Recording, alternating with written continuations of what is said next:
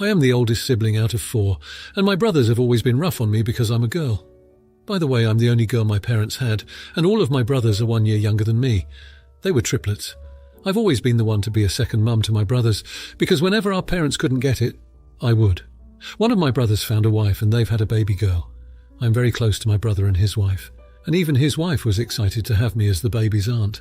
I love this baby with all of my heart, being that this is my first niece, and I plan on spoiling her because I'm financially stable. Even though I'm not wealthy, I still have a good amount of spending money.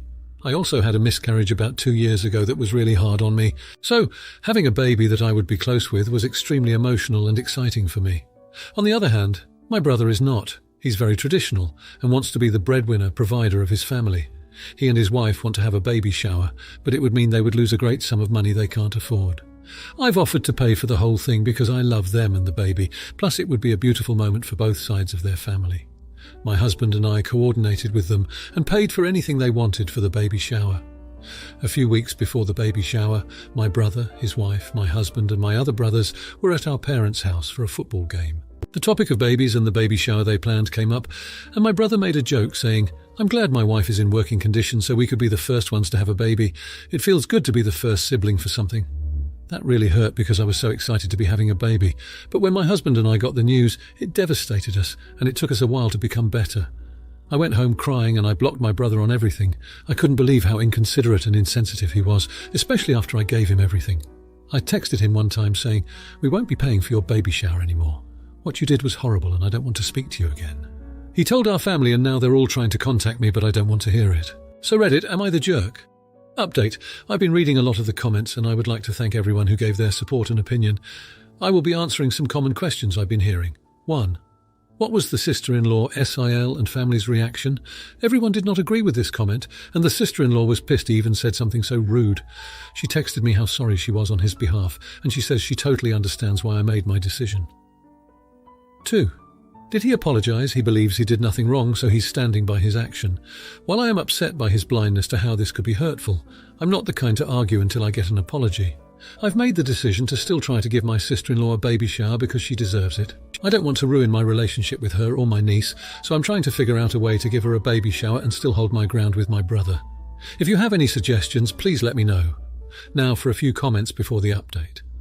Comment 1. Not the idiot. Your brother basically said he's glad your baby died, so he's the first one to have a child. Beauty F. This is not some effing joke, and there's no way to throw flowers over it to make it look better. And there's no way to take that back. He, as a soon-to-be father himself, should be able to at least kind of imagine what it would be like to lose his child. I'd send a message to everyone that they should hardly think about what they want to tell you. BC, you'll cut everyone off who wants to smooth things over, tell you you're overreacting or to put it into a different life. He literally said he's glad and happy your baby died, and there's no way in hell to turn this around. And no one should come to you with a, "That's not what he meant." BC, that's exactly what he meant. Comment 2. Not the idiot. And your brothers weren't rough on you because you're a girl. They were rough on you because they were bullies, and it sounds as though this brother still is. I also have 3 brothers, and they would never ever have said something so cruel and mean-spirited. Your brother can't have it both ways. He can't be a jerk to you and then expect that you to still pay for a baby shower.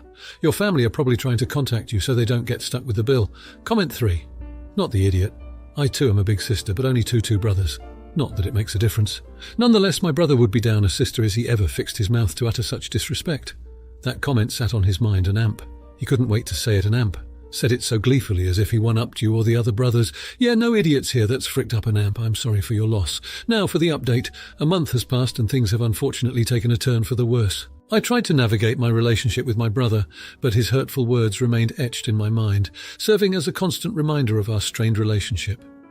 I continued with the baby shower plans, and my sister-in-law was extremely grateful. It was a beautiful day filled with laughter and love, yet I felt a sense of emptiness as my brother was absent from this memorable occasion. Shortly after the baby shower, my sister-in-law went into premature labour due to stress. The baby, a beautiful little girl, fought hard, but despite the doctor's best efforts, she didn't make it. My brother and sister-in-law were devastated. I felt like I was drowning in guilt. I couldn't help but think that if I had just swallowed my pride and let my brother be a part of the baby shower, maybe things would have turned out differently. In the midst of all this, my parents and the rest of the family blamed me for the tragedy. According to them, my actions had allegedly caused undue stress leading to the premature birth. My brother was no different. In his grief, he lashed out at me, accusing me of being the reason for his little girl's death. I was heartbroken. My family, the same people I had loved and cared for all my life, had turned their backs on me. I sought solace in my sister-in-law. Despite her own grief, she stood by me, assuring me that it wasn't my fault. It was us against the world, or so it seemed. However, the grief was too much for her. She had lost her baby, her life had shattered, and she was trapped in a toxic family. Despite my best efforts to be there for her, she slipped into a dark depression. Then one day she left. She didn't say where she was going, but I knew she needed to get away. Here I am, a month later, alone and lost. I've lost my family, my niece and my sister-in-law. I feel like I'm mourning multiple deaths at once. The grief is overwhelming, and the loneliness is crippling. But I'm trying to pick up the pieces, trying to find the strength to move forward, but it's hard, so hard. Now, for the comments. Comment 1. Not the idiot. I just want to clarify how unfair it is to blame you for such a tragic event. It's a heartbreaking situation, no doubt, and it's understandable that your family is looking for someone to blame, but it's not okay for them to target you. Premature labour can happen due to a myriad of reasons, and it's wrong for your brother to put that responsibility on your shoulders. You tried to do something nice by planning a baby shower, and it's not your fault that he decided not to attend. Also, it's important to remember that words, no matter how harsh, can't physically cause something like premature labour. The medical community attributes premature birth to biological factors, not emotional ones. It's unfair and scientifically inaccurate to blame you. Comment 2. Not the idiot. It's clear that you're in a difficult situation, and it's important to remember that it's not your fault. The loss of a child is a terrible tragedy, but it's not caused by stress or emotional turmoil. It is really unfortunate that your brother has chosen to blame you, but his accusations are misplaced. You're not responsible for your sister-in-law's depression either. Depression is a complex mental health disorder that can't be attributed to one single event or person. Instead of blaming you, your family should be supporting each other through this difficult time. It's a tough situation, but you should try to seek support and advice from outside your family circle, like a mental health professional, to help you cope with this situation. Comment 3. Not the idiot. It's heartbreaking to hear that you're dealing with such immense guilt and pain over something you had no control over. The baby shower you planned was an act of love and kindness, and it's truly unfortunate that your brother chose to not attend it. It's also important to understand that the blame your family is putting on you is likely a way for them to cope with their own grief and guilt. It's easier to point fingers than to accept that sometimes tragic things just happen. As for your sister-in-law, it's wonderful that she stood by you, and her leaving is not your fault. People cope with grief in various ways, and sometimes they need to distance themselves to heal. It's painful, but try not to internalize their actions and reactions as something you caused. You're not alone, and there are resources available to help you navigate through this. Now, for the next story.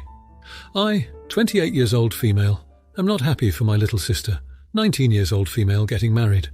We don't have any family left other than a distant uncle who lives across the country and couldn't care less about us. I've tried to be the best role model I could be for her since we lost our only parent so young, but I feel like I failed. My little sister met this cook at the restaurant she works at, and I don't care what he does for a living. It has nothing to do with that, but he's 39. He is 39 years old and just put a ring on my 19-year-old little sister's finger. I met him once before and I didn't realize he was that old, to be honest. He looks good for his age. But I also didn't think they would end up together, so I didn't think to press on it. She's constantly dating all these men, probably to make up for her severe daddy issues that I also have, but we don't need to get into that. I feel terrible because my sister was so excited to tell me she's engaged, and I flipped out on her. I told her how disgusting it is that he is an old man and that she wouldn't be able to live her life the way she wants to with a guy like that. She left my house crying and won't answer me. It's been 2 weeks. Am I the a-hole? Now for a few comments before the update. Comment 1. You're the idiot for what you said to her, not the idiot for your concern. 1. Apologize to her. Tell her you were way out of line and that you won't do it again, and don't do it again too. Explain to her that you are having a hard time watching her grow up and that part of your protector brain freaked out, that you will keep it under control. 3. Tell her that you love her more than anything and you want the best for her.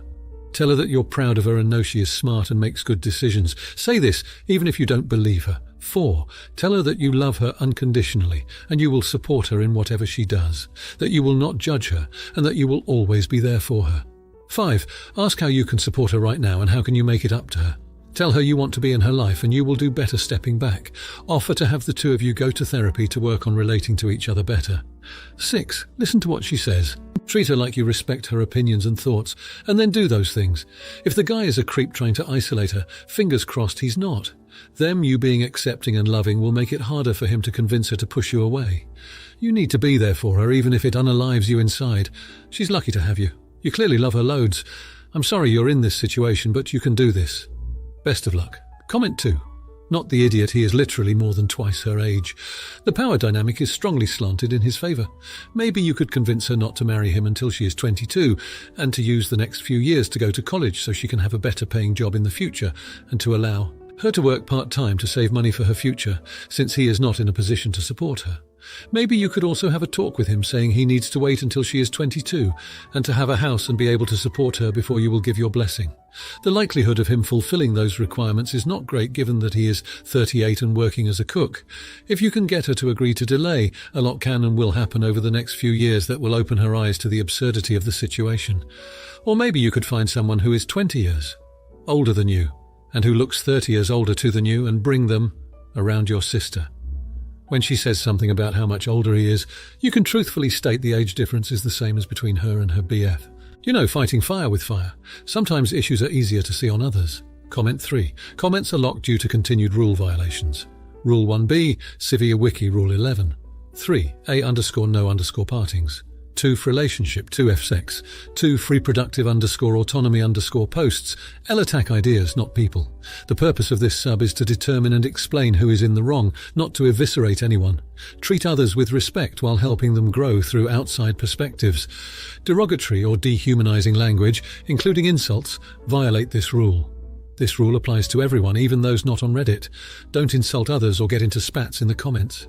Don't comment to remind users of the rules. Use reports, be respectful, be nice, don't be a jerk. Now for the update. It's been a month since my sister and I had our falling out. I've tried reaching out, but she's made it clear that she doesn't want to talk to me. Despite my discontent with the situation, they went ahead and got married. To be honest, I was half expecting her to realize her mistake and call everything off, but that didn't happen. I didn't attend the wedding. I had hoped that my absence would make her reconsider her decision, but it didn't. The wedding photos I saw on social media showed her glowing, but her eyes devoid of the youthful spark I've always known. She quit her job at the restaurant. I heard from her co-workers that he didn't think it was appropriate for her to work there anymore. He's doing well in his career and financially he can support them both, but the idea of her being entirely dependent on him scares me. She doesn't go out with her friends anymore. She always loved hanging out with them, but her husband said it's more fitting for a married woman to spend time at home. It's like she's trapped in a gilded cage. I've tried talking to her friends, asking them to reach out, but they've been brushed off just like I have. I've caught glimpses of her around town, always with him by her side like a shadow. She's lost weight, and there's a sadness in her eyes that she tries to hide with a smile. I've tried approaching her, but he always steers her away. The only contact I've had with her was a brief phone call a few days ago. She sounded exhausted, the cheerful tone she used to speak with now replaced with a weary one. She was quick to hang up after insisting everything was fine. Despite the unsettling feeling deep in my stomach, I feel helpless. I want to save her from this, but she's not ready to be saved. I fear my sister is losing herself, and I can't do anything to stop it. And while I question if I reacted the right way initially, I can't help but feel a growing dread about what the future might hold for her. Now for the comments. Comment 1. Not the idiot. Your concerns for your sister's well-being are valid, and it shows that you genuinely care about her. It's clear that you miss your sister and wish to see her happy and independent, which is a completely reasonable desire. However, it's important to remember that everyone has their own path and makes their own choices in life. It's hard to watch someone you love make decisions that you believe are detrimental to them, but at the end of the day, it's their life. It's vital to respect her decisions and give her space, even if you disagree with them. You've done your part by reaching out and expressing your concerns. It's now up to her to take action if she feels it's necessary. Comment 2. Not the idiot. It's evident that you're worried about your sister's happiness and well-being, which is commendable.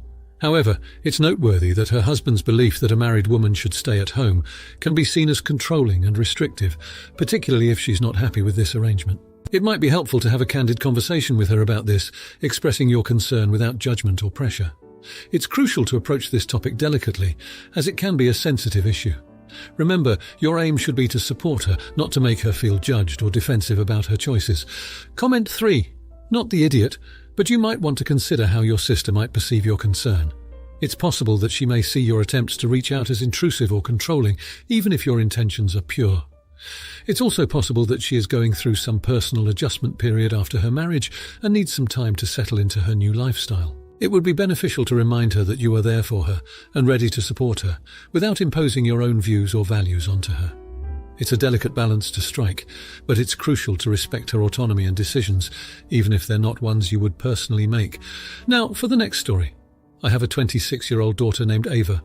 We helped her put a down payment on a house and she's changing things in the home. I have told her so many times to hire a professional if it is not a DIY project. I have had to fix so many of her projects and I put my foot down, telling her I will not help from now on. Ava mentioned changing the tile in the bathroom, and I told her she should hire someone for that if she isn't using stick-on tile. Well, she went and tried to do it on her own, and she made a huge mess of the bathroom. She called me up and asked if I could fix this. I told her I told you so. We have done this dance way too many times, and she needs to hire someone to fix it. She told me it will cost her thousands to fix and I could do it. I told her no again, and she called me a jerk. Now she has a messed up bathroom since she needs to save up for someone to fix it, and she thinks I am a jerk. Now, for a few comments before the update. Comment 1. Not the idiot. I have a similar problem with my widowed mother-in-law. She clearly had a habit of buying materials or starting a project on her own and then getting her husband to finish it. Now she pulls the same trick on me. She's now on her own and bought a house that needs some work. We helped her paint every room in the house. Then I took up the carpet in the living room and refinished the floor. It didn't match, so she bought enough LVT for the entire house. I didn't start helping her quickly enough, so she tried to do it herself, and I had to take it all out because of the gaps and redo it. I had removed some vinyl picket fence from my yard, which she wanted for her yard. I haven't had time to put it in because I was doing flooring instead. In my mind, the flooring could wait because it was cosmetic and it can be done in winter. Now I'm probably going to have to take time off work when the weather is decent to put in her fence. Stand firm, I'm already doomed. Save yourself. Comment 2, not the idiot. You suggested that she hired professionals. She thought she could do it herself, like the other times she started something where you had to step in, so you told her that you wouldn't help her if this goes south. Surprise, another project she couldn't do and now expects you to fix her mistakes, costing you your time, your money, your nerves. So no, not the jerk for finally putting your foot down and stop handling her fixing her messes. BTW, are you sure, like really sure, that it is just a freakish amount of cases of her overestimating her capabilities, her not banking on the fact that you will come to her rescue? So in effect you paying for her renovations? Oh, the wooden floor has to be changed. Carpenter wants 15k. I buy the wood for 3k, rip out the old and then I ask to fix it. Voila, 12k saved. Comment 3, not the idiot. My dad was a private contractor carpenter. He fed, housed, clothed, put braces on our janky teeth and sent us to school by fixing DIY projects people had no business attempting. You were right. She didn't listen and created a hole where her bathroom is that she's going to have to throw money into until she pays a professional. Now for the update. Ava has been strangely quiet these past few weeks. I don't hear much from her except for the occasional text and brief phone calls. Her tone is always clipped, almost resigned, and our conversations are painfully superficial. I can't shake off the feeling that I'm talking to a stranger, not my vibrant and passionate daughter. The bathroom damage turned out to be worse than she initially thought. A water leak caused by the failed tiling attempt damaged the floorboards and some drywall. Needless to say, it's costing her a lot more to fix than initially anticipated. She had to dip into her emergency savings to afford the repairs. She hasn't asked for my help since our last conversation. In fact, she seems to be avoiding any situation where she may need to lean on me. It's been heartbreaking to see her struggle financially and emotionally, but I'm trying to respect her independence. Ava lost her job last week. She was working for a small graphic design company, and a significant client pulled out unexpectedly. The company had to make some cutbacks, and Ava was one of the last ones to be hired, so she was one of the first ones to be let go. I immediately offered to help pay for the bathroom repairs, but she declined, saying that she wanted to handle it herself. She's been looking for a new job, but the market is tough right now. It's hard not to worry as a parent, especially when your child is going through such a difficult time. I want to help her financially, but she's made it clear that she needs to do this on her own. To top it all off, her dog Bruce fell ill. The vet thinks it's something serious, but they need to run more tests, which Ava can't afford right now. That dog means the world to her. It's a tough pill to swallow that she might lose her furry companion on top of everything else. I've been thinking a lot about our relationship recently and the way I handled the situation. I wanted to teach her a lesson about responsibility, but I never wanted her to feel abandoned. I'm beginning to question if I did the right thing by drawing such a hard line. Life has a way of piling it on when you're down. Ava is just trying to keep her head above water. I just hope that she knows she's not alone, even if she's trying to face it all by herself. Now for the comments. Comment 1, not the idiot. Independence is a virtue, and it seems like Ava is trying to tackle her problems on her own, which is commendable. It's understandable that you, as her parent, feel the urge to step in and help her, especially with her financial troubles and Bruce's sickness. However, it's also important to respect Ava's decision to handle things independently. Perhaps the best way to offer support without infringing on her autonomy would be to simply let her know that you're there for her. no matter what happens. Comment 2. Everyone sucks here. Ava's situation is complicated and it's clear that she's under a lot of stress. But refusing help when it could alleviate some of her burdens seems stubborn and impractical. On the other hand, as her parent, you should also reconsider your approach. Being tough on her might not be the solution when she's clearly struggling with multiple issues. Instead of being tough on her, why not try offering emotional support or practical advice on job hunting or budgeting? You could also offer to help with Bruce's vet bills as a gift, without undermining her independence. Comment 3. No idiots here. It's clear that Ava is going through a tough time, and it's natural that you, as her parent, want to support her in whatever way you can. However, it's also clear that Ava values her independence and wants to find her own solutions. Instead of directly offering financial help, maybe consider other ways to support her. Provide a listening ear, encouragement, or even advice on job hunting or managing finances. Also, remember that it's okay to express your concern about her well-being. Sometimes, knowing someone is there for you can be the greatest support of all. If you liked this video, you'll probably like these too. Also, while you're here, please consider subscribing. It's your support that keeps this channel alive and allows me to make better and longer videos. Have a great day.